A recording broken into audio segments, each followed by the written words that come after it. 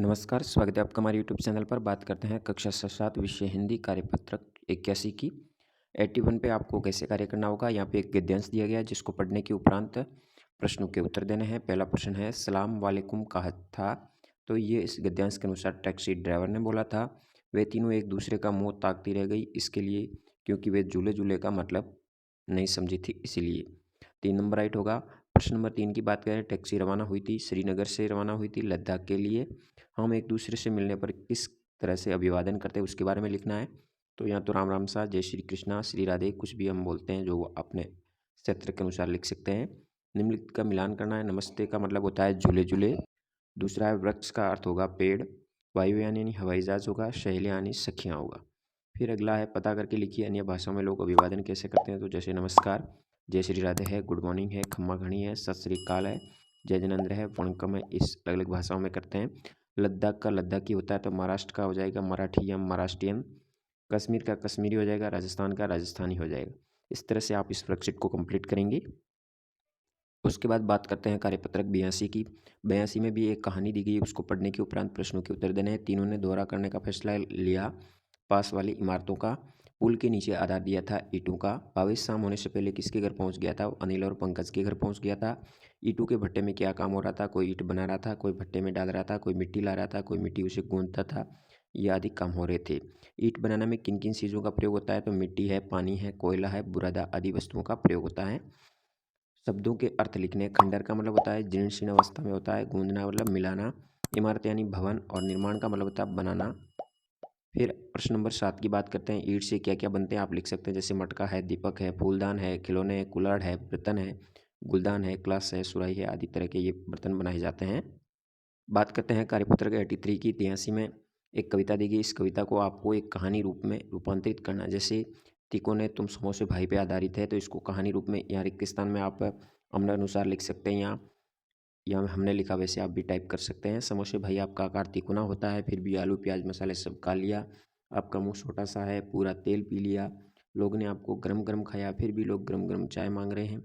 आप सबको गरम लगते हैं, फिर भी लोगों ने खूब खाया। सबके मुंह में मिर्च लग रही, फिर भी लोग खा रहे हैं। आपकी ये लीला कोई नहीं समझ सकता। चटनी के साथ खाते हैं तो तुरंत आप पछताते हैं। तिकोने समोसे भाई तुम बहुत ही अच्छे हो। इस तरह से आप इसके बारे में कहानी रूप में आप लिख सकते हैं। फिर इसी तरह नीचे भी दिया गया है, उसको भी आप कहानी रूप में ऐसे बना सकते हैं और यहाँ अपने अनुसार इसको रिक्त स्थान की पूर्ति कर सकते हैं। बात करते हैं कार्यपत्रक 84 की। यहाँ पे उचित क्रिया शब्दों का प्रयोग करना है। जैसे देना क्रिया दी गई है, हंसना है, पढ़ना, कूदना, टूटना।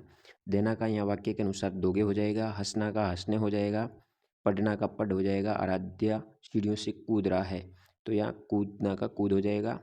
फिर यहाँ पे टूट हो जाएगा, टूटना का। फिर अगले में आपको विशेषण का उपयोग करके पुनः वाक्य बना करके लिखना है। जैसे गाय बैठी है तो यहाँ पे भूरी गाय, यहाँ गाय की विशेषता होगी भूरी बैठी है, इस तरह से बना सकते हैं। बच्चा सो रहा है तो बच्चा गहरी नींद में सो रहा है।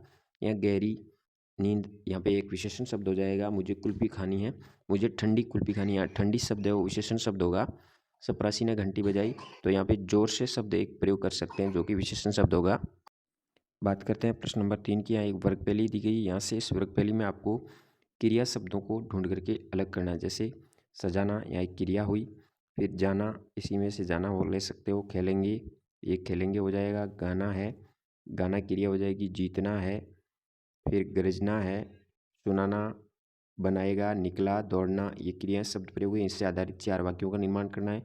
जैसे हम सब क्रिकेट खेलेंगे, गीता गाना गा रही है, मुझे कल जयपुर जाना है, राधा दौड़ रही है। इस तरह से आप बना सकते हैं। फिर बात करते हैं कार्यपत्रक 85 की। यहाँ पे एक पद्यांश दिया गया है जिसको पढ़ने के उपरांत प्रश्नों के उत्तर देने। बादल शब्द का पर्यायवाची है तो इसमें वारिद होगा। फिर चरस में स उपसर्ग है, इसी तरह स उपसर्ग वाले जैसे सफल है, सपूत है, सपरिवार है, सजग है। कवि बादलों में क्या क्या करने को कह रहे हैं? धरती को सरस बनाने का, रिमझिम राग सुनाने को, नाचने को और गानों को कह रहे हैं। कवि ने बादलों को किन किन नामों से पुकारा है? तो जल के भरपूर खजाने के नाम से पुकारा है, युग युग के जाने पहचाने के नाम से पुकारा है, कालिदास के मेघदूत के नाम से और वर्षा के अग्रदूत के नाम से भी पुकारा है। इस कविता का शीर्षक आप बादल लिख सकते हैं। रिक्त स्थानों की पूर्ति करनी है। तुम जल के भरपूर खजाने कविता में ऊपर पंक्तियों में दी गई, उसके आधारित रिक्त स्थान पूरा करना है। युग युग से जाने पहचाने, कवि कालिदास ने बादलों से संबंधित कौन सी पुस्तक लिखी? मेघदूत का जो पुस्तक है वो उन्होंने लिखी थी। उसके बाद आता है आकलन 15, जिसमें एक गद्यांश दिया गया है जिसको पढ़ने के उपरांत प्रश्नों के उत्तर देने हैं। बच्चा वर्कशॉप पर खेल रहा था। बालक के गिरने पर दोनों आंखों में चोट आई। बालक का नाम था लुई ब्रेल। दृष्टिहीन बालक आज पढ़ रहे हैं ब्रेल लिपि से।